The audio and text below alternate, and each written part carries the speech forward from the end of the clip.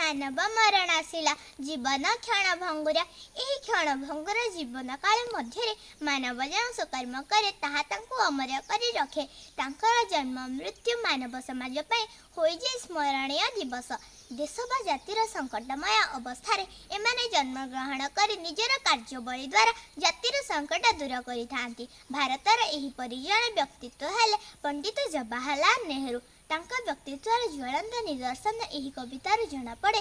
ସୁନ୍ଦର ଯେତିକି ଅନ୍ଧାର ସେତିକି, ଏହି ଯେ ଗହନ ବନ। ତେଣୁ ତୁ ଆପଣା ସଂକଳ୍ପ ଅଟଳ, ଅଚଳ ରହରେ ମନ। ଆଗରେ ପଡ଼ିଛି ପଥ ବହୁ ଦୂର, ଆହୁରି କେତେ ଯେ ବାକି। ଚାଲିବି ଚାଲିବି ନ ପଡ଼ିବି ଥକି, ମୁଦିବା ଆଗରୁ ଆଖି। ପଣ୍ଡିତ ଜବାହରଲାଲ ନେହେରୁ 1899 ମସିହା ନଭେମ୍ବର 14 ତାରିଖରେ ଆହ୍ଲାବାଦର ଆନନ୍ଦ ଭବନଠାରେ ଜନ୍ମଗ୍ରହଣ କରିଥିଲେ। ତାଙ୍କର ପିତାଙ୍କ ନାମ ଥିଲା ମୋତିଲାଲ ନେହେରୁ ଓ ମାତାଙ୍କ ନାମ ଥିଲା ସ୍ୱରୂପା ରାଣୀ। ତାଙ୍କର ବାପା ସେ ସମୟରେ ଜଣେ ବିଖ୍ୟାତ ଓକିଲ ଥିଲେ। ଘରେ ପ୍ରାଥମିକ ଶିକ୍ଷା ଲାଭ କରିବା ପରେ 15 ବର୍ଷ ବୟସରେ ଉଚ୍ଚଶିକ୍ଷା ପାଇଁ ଲଣ୍ଡନ ଯାତ୍ରା କଲେ। ସେଠାରେ ସେ ହାରୋ ସ୍କୁଲରେ ପଢ଼ିଲେ। ଲଣ୍ଡନରେ 7 ବର୍ଷ ଅଧ୍ୟୟନ କରି ଆଇନ ପାସ୍ କରି ଭାରତକୁ ଫେରିଲେ। ଏହାପରେ ସେ ଆହ୍ଲାବାଦ କୋର୍ଟର ଓକିଲାତି ଆରମ୍ଭ କଲେ। କିନ୍ତୁ ଗାନ୍ଧିଜୀଙ୍କ ଅହିଂସା ନୀତି ପ୍ରତି ସେ ଆକୃଷ୍ଟ ହୋଇଥିଲେ। 1918ରେ ସେ କଂଗ୍ରେସ କମିଟିର ସଭ୍ୟ ହୋଇଥିଲେ। ଏହାପରେ ଏବଂ ଏହାଠାରୁ ତାଙ୍କର ରାଜନୈତିକ ଜୀବନ ଆରମ୍ଭ ହୁଏ। ସେ ବହୁବାର କାରାବରଣ କରିଥିଲେ। 1947 ମସିହା ଅଗଷ୍ଟ 15 ତାରିଖରେ ଭାରତ ସ୍ୱାଧୀନ ହେଲା। ପଣ୍ଡିତ ଜବାହରଲାଲ ନେହେରୁ ସ୍ୱାଧୀନ ଭାରତର ପ୍ରଥମ ପ୍ରଧାନମନ୍ତ୍ରୀ ହେଲେ।